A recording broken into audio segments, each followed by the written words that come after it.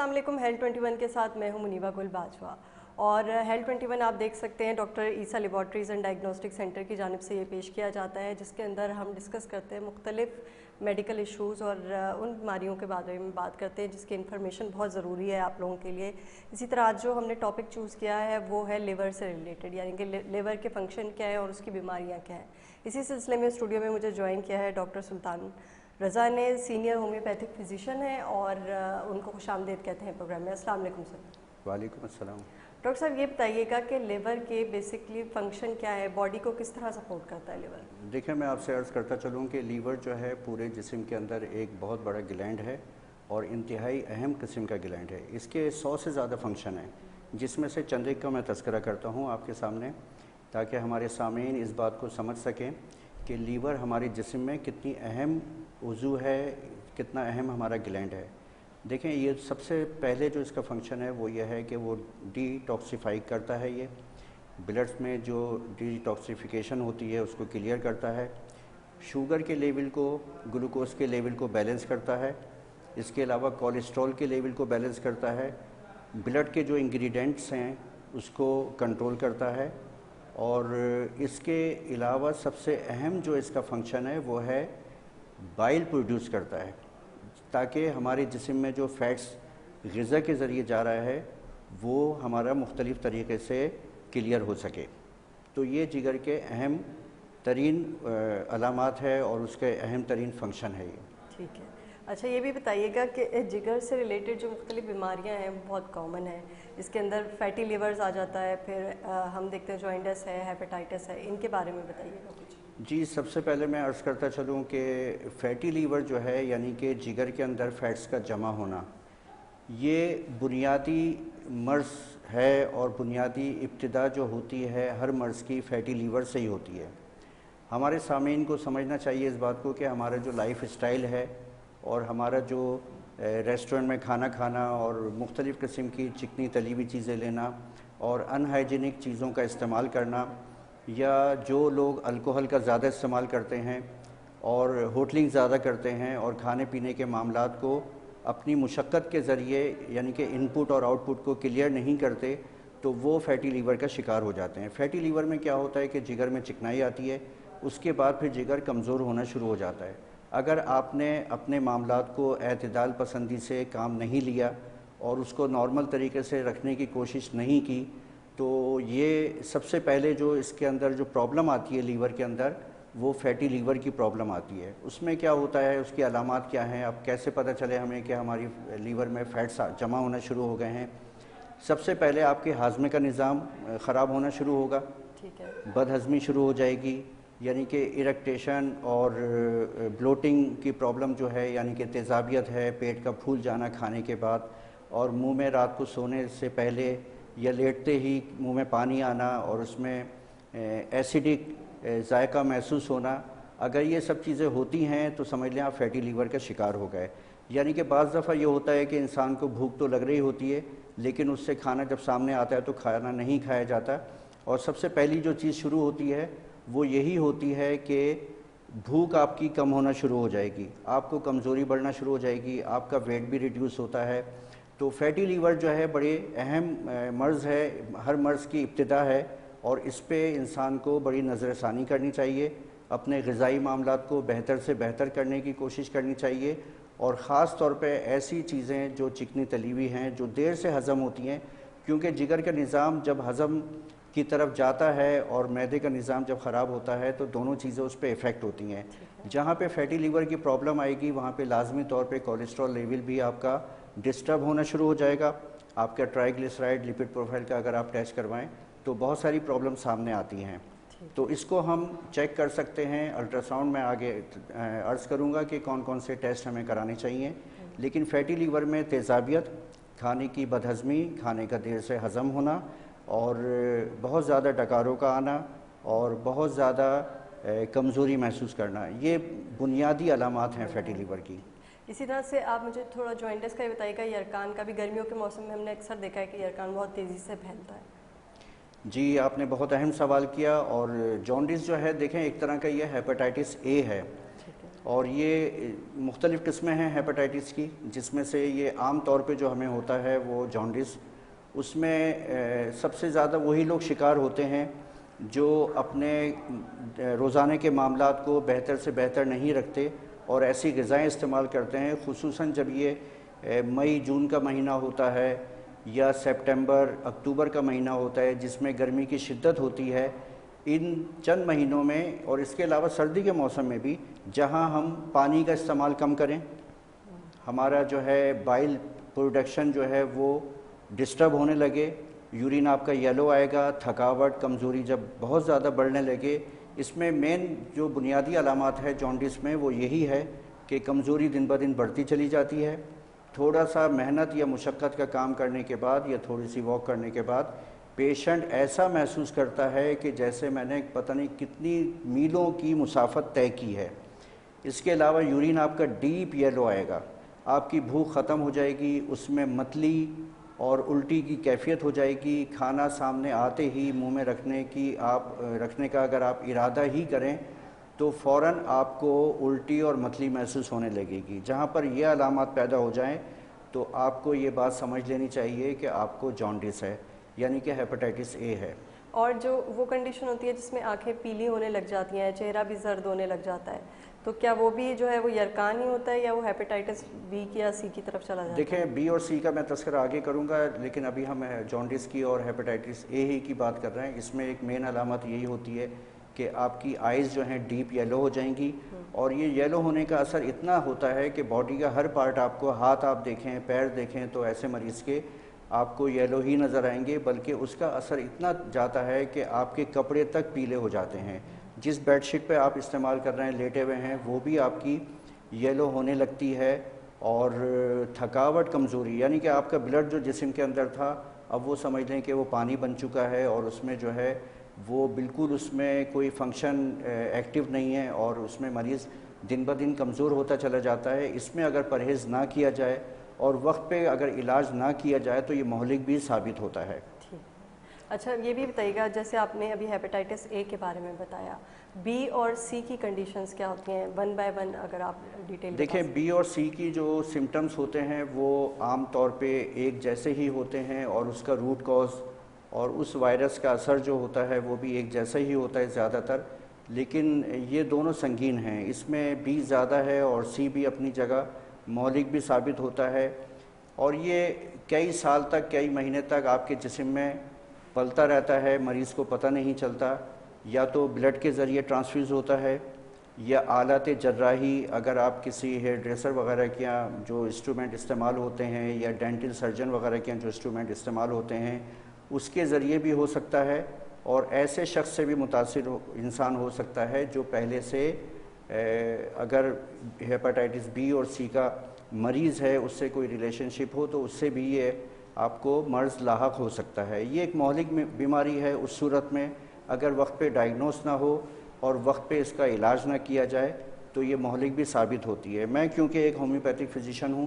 بحیثیت homeopathic physician میں آپ سب کو آگاہ کرنا چاہوں گا کہ ہومیوپیتھک میں ہیپاٹائٹس اے، بی اور سی کا بہت اچھا علاج ہے۔ آگے اور ہم دیگر امراض کا تذکرہ کریں گے، اس کا بھی میں ہومیوپیتھک ٹریٹمنٹ آپ کو بتاؤں گا کہ اس میں ہومیوپیتھک کا چند ہفتوں میں، چند مہینوں میں بہت اچھا علاج موجود ہے،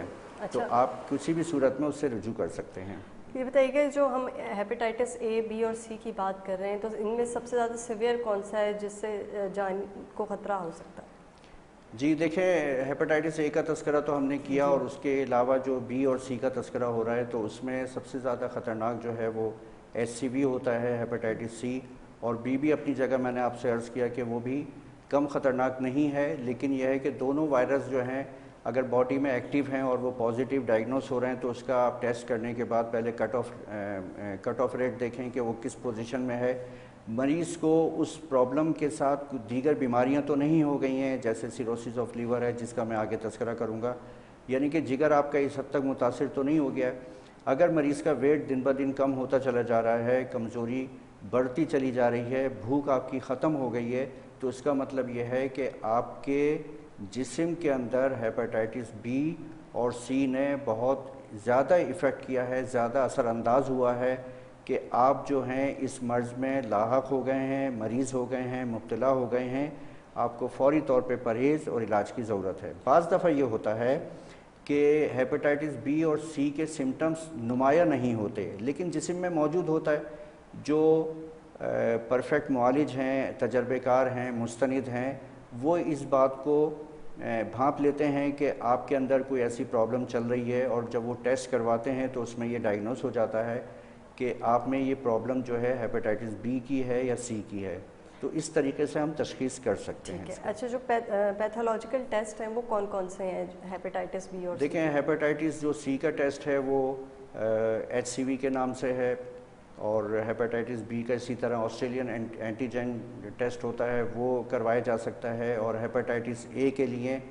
آپ اس کو ڈائگنوز کرنے کے لیے پہلے ایل ایف ٹی ٹیسٹ ہوتا ہے، ایل ایف ٹی آپ کروا لیں۔ اس میں بہت سارے پیرامیٹر آپ کے بگڑ چکے ہوتے ہیں، بلیروبین بہت زیادہ ہو چکا ہوتا ہے، ٹوٹل بلیروبین، ڈائریکٹ بلیروبین یہ بڑا ہوا ہوتا ہے، ایس جی پی ٹی پہ بڑا اثر ہوتا ہے، یہ سب چیزیں پیرامیٹر جو ہیں بڑھ جاتے ہیں۔ جتنی زیادہ اس کی صورتحال سنگین ہوتی ہے، معالج کو چاہیے کہ اسی حساب سے اس کو ٹریٹمنٹ دے، اسی حساب سے پرہیز بتائے تاکہ اس کو صحیح طریقے سے ڈائگنوز کیا جائے۔ اب ان ٹیسٹوں کے علاوہ ہمیں الٹرا ساؤنڈ بھی کرانا چاہیے۔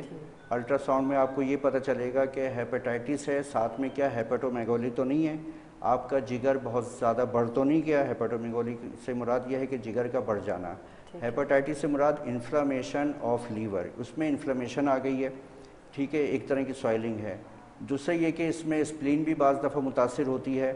اسپلین بھی اسپلینومیگولی کی طرف چلا جاتا ہے۔ اگر اسپلین متاثر ہوگی تو آپ کے آئرن ڈیفیشنسی یا آئرن بہت زیادہ بڑھ سکتا ہے، اور اس کے علاوہ آپ کے پلیٹلیٹس کاؤنٹ بھی متاثر ہو سکتے ہیں۔ سی بی سی کا ٹیسٹ اس میں کرایا جاتا ہے، اس کے ذریعے آپ کو پتہ چلے گا۔ آپ کے ڈبلیو بی سی پتہ چلیں گے کہ ڈبلیو بی سی بہت زیادہ بڑھ تو نہیں گیا، اگر بڑھ گیا ہے تو اس کا مطلب یہ ہے کہ آپ کی باڈی میں انفیکشن کافی زیادہ ہے۔ تو یہ بنیادی ٹیسٹ ہیں۔ اس کے علاوہ آپ الٹرا ساؤنڈ کے علاوہ سی ٹی اسکین یا ایم آر آئی بھی لوور ایبڈومن کر کے وہ کروایا جا سکتا ہے، لیکن بنیادی ٹیسٹ وہی ہیں جس کا میں نے ابھی تذکرہ کیا ہے آپ سے۔ اچھا، ایک چیز اور ہے جو میتھس سے ریلیٹڈ ہے، میں چاہوں گی وہ بھی آپ سے میں پوچھوں کہ لوگ جب ہیپاٹائٹس یا اے کے شکار ہوتے ہیں یا جوائنٹس کے شکار ہوتے ہیں تو وہ اکثر دم درود کے لیے جاتے ہیں اور لہسن وغیرہ پہنتے ہیں، تو یہ کتنا کارآمد ہے یا صرف ٹوٹکا ہے؟ دیکھیں، یہ ہم جس طرح آپ دیکھ رہی ہیں اس طرح میں بھی اپنے بچپن سے یہ سب چیزیں دیکھتا ہوا آ رہا ہوں۔ اگر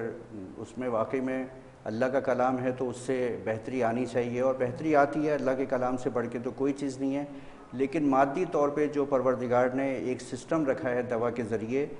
آپ کو وہ ضرور کرنا چاہیے، معالج سے ضرور رابطہ کرنا چاہیے۔ ہم یہ نہیں کہتے کہ آپ کسی سے دم نہ کروائیں، 3 روزہ ہو یا 7 روزہ ہو، وہ اپنے عقیدے کے مطابق کروایا جا سکتا ہے، لیکن ساتھ میں دوا سے اصل علاج جو ہے، جو ایک پروردگار نے سسٹم بنایا ہے، وہ اصل علاج جو ہے وہ پرہیز اور دوا کے ذریعے ہے، اور اس کو کرنے میں کوئی حرج نہیں ہے۔ جو لوگ اس پہ عقیدہ رکھتے ہیں ان کو یقیناً فائدہ ہی ہوتا ہوگا،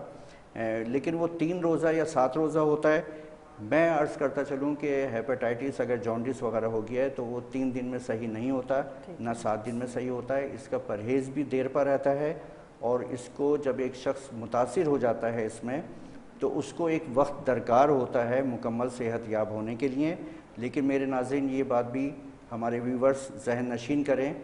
کہ جب آپ کا ہیپاٹائٹس صحیح ہو جائے گا، آپ کا جانڈس ٹھیک ہو گیا، آپ کے لیور فنکشن ٹیسٹ بالکل درست ہو گیا ہے، تو آپ کو اس کے بعد بھی پرہیزی کھانے پہ عمل درآمد کرنا پڑے گا۔ ایسا نہیں ہے کہ آپ صحیح ہو گئے، آپ کے پیرامیٹر صحیح ہیں تو آپ ہر چیز کا استعمال کرنا شروع کر دیں، یہ آپ کے مرض کو خراب کرے گا۔ اور دوسری بات یہ کہ یہ جو جب ایک دفعہ جانڈس ہو جاتا ہے تو وہ دوبارہ بھی ہو سکتا ہے۔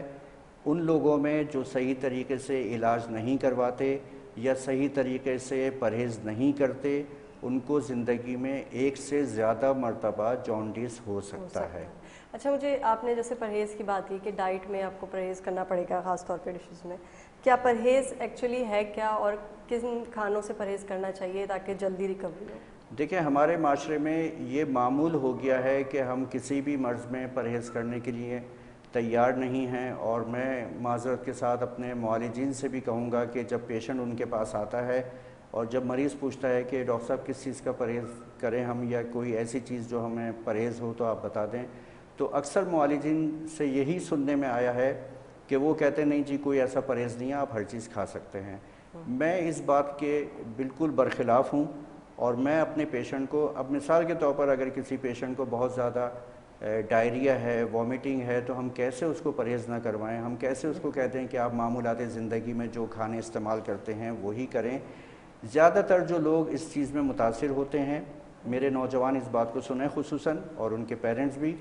کہ پرہیز میں آپ ہوٹلنگ انسان کرتا ہے, کم سے کم ہوٹلنگ کریں, جنک فوڈ وغیرہ کا استعمال, باربیکیو اور اس طرح کی چیزیں, بڑے گوشت سے بنی ہوئی چیزیں, اور ان ہائیجینک فوڈ جو ہوتا ہے اس سے جتنا ممکن ہو سکے پرہیز کرنے کی کوشش کریں. اور ڈیپ فرائیڈ چیزیں خصوصی طور پہ جگر کے فنکشن کو کمزور کرتا ہے. ڈیپ فرائیڈ چیزوں میں آج کل ایک رواج ہو گیا ہے بچوں میں کہ بہت زیادہ سے زیادہ پاپڑ کا استعمال کرتے ہیں, فرائز کا استعمال کرتے ہیں, یا ہمارے یہاں شام میں معمول ہے کہ چائے پئیں گے تو چائے کے ساتھ بیکری سے کوئی نہ کوئی آئٹم ضرور ہمارے گھر میں آنا ہے. ان چیزوں سے جتنا ممکن ہو سکے حد الامکان کوشش کی جائے کہ پرہیز رکھنا چاہیے. یہ سب چیزیں 3-4 ہفتے میں, ہوٹلنگ ہے 2-2.5-3 مہینے میں, کبھی آپ کر لیں تو وہ ایک الگ چیز ہے, ورنہ معمولات زندگی میں اس کو شامل نہ کریں. اپنے لائف اسٹائل پہ جب تک انسان توجہ نہیں دے گا کبھی بھی بنیادی طور پہ اس کے امراض اچھے نہیں ہوتے. ٹھیک ہے, ہیلدی لائف اسٹائل یعنی کہ مینٹین کرنا چاہیے. بالکل بالکل. اچھا مجھے یہ بھی بتائیے گا کہ کتنا جو ہے ٹائم ڈیوریشن لگتا ہے ریکور ہونے میں, اور پھر آپ کیا سجیسٹ کریں گے کہ کتنا عرصہ جو ہے وہ پرہیز جاری رکھا جائے؟ دیکھیں میں آپ سے عرض کروں, میرے پاس سنگین سے سنگین کیسز لیور ڈیزیزز کے آئے ہیں, اور میں نے بہت کم عرصے میں الحمدللہ اس کو کور کیا ہے. مثال کے طور پر بلیروبن کی اگر جو بنیادی اس کی رینج ہے, ریفرنس رینج اس کی 0.5 سے لے کر 1.5 تک ہوتی ہے. میرے پاس اگر 15-16 بلیروبن کے بھی پیشنٹ آئے ہیں, چاہے وہ بچے ہوں یا بڑے ہوں, بفضل تعالیٰ وہ 2 ہفتے 3 ہفتے میں دوبارہ ٹیسٹ کروایا گیا اور وہ نارملٹی کی طرف تیزی سے آئے ہیں. ڈیپینڈ کرتا ہے کہ آپ کا کیس کیا ہے. اگر کیس بہت زیادہ سیویئر ہے تو میں سمجھتا ہوں کہ 3-4 ہفتے یا 1.5 ماہ کے عرصے میں پرہیز کے ساتھ علاج کروایا جائے تو وہ مریض بہتر ہو سکتا ہے. اور اگر وہ اتنا سیویئرٹی کی طرف نہیں گیا ہے تو اس سے پہلے مریض کو اچھا کیا جا سکتا ہے. ٹھیک ہے. اچھا ایک اور چیز ہم دیکھتے ہیں نیو بورن بیبیز میں جو ہے وہ پیدائشی طور پہ جو ہے وہ جوائنٹس ہوتا ہے, اس کی کیا وجوہات ہیں, اور تمام بیبیز میں ہوتا ہے یہ؟ ایک تو بہت زیادہ دوائیوں کا اگر استعمال ہو ڈیورنگ پریگننسی, اور وہ خواتین جو بہت زیادہ چٹپٹی چیزیں پریگننسی کے دوران استعمال کرتی رہی ہیں, اور یہ بیکری آئٹم اور ڈیپ فرائیڈ چیزیں زیادہ استعمال کرتی رہی ہیں, چٹپٹی چیزوں کا استعمال, ان کی اسپائسی چیزوں کا استعمال اس دوران اگر زیادہ رہا ہے تو ایسے بچے جو پیدا ہوتے ہیں ان میں پیدائشی طور پر جانڈس ہوتا ہے. 90% بچوں میں آج کل یہ آ رہا ہے, کیونکہ ظاہری بات ہے ہمارے کھانے کے معاملات وقت کے ساتھ ساتھ بڑھتے چلے جا رہے ہیں. اگر ہم اس بات کا پرہیز کر لیں تو عین ممکن ہے کہ ہم اس چیز کا شکار نہ ہو سکیں, یعنی کہ ان بچوں کو پیدائشی طور پہ جانڈس نہ ہو. اس کی کچھ احتیاط ہوتی ہے, تقریباً 7-8 دن 9 دن 10 دن رہتا ہے. اس میں جو ہے تھوڑی سی لائٹس دکھانی چاہیے, اور بچے کو ارلی مارننگ کی سورج کی روشنی, یعنی کہ بچے کی نگاہ جو ہے وہ سورج کی طرف نہیں ہونی چاہیے, اس کی پشت ہونی چاہیے, اس کا سینہ کھول کے اس کو تھوڑی سی سورج کی کرنوں کے سامنے رکھا جاتا ہے. اور ہماری ہومیوپیتھک میں دوا بھی دی جاتی ہے. اگر یہ بچے کا LFT کا رپورٹ اگر اتنا اچھا نہیں ہے تو اس میں ہم دوا بھی استعمال کرتے ہیں, اور بہت ریپڈلی جو ہے وہ بچے اچھے ہو جاتے ہیں. نہ صرف اچھے ہوتے ہیں بلکہ وہ کبھی بھی جانڈس کا شکار نہیں ہوتے. اچھا سورائسس آف لیور کے بارے میں بھی بتائیے گا کہ یہ کیا ہوتا ہے؟ جی دیکھیں, یہ مرض جو ہے بڑا سنگین مرض ہے, اور سیروسس آف لیور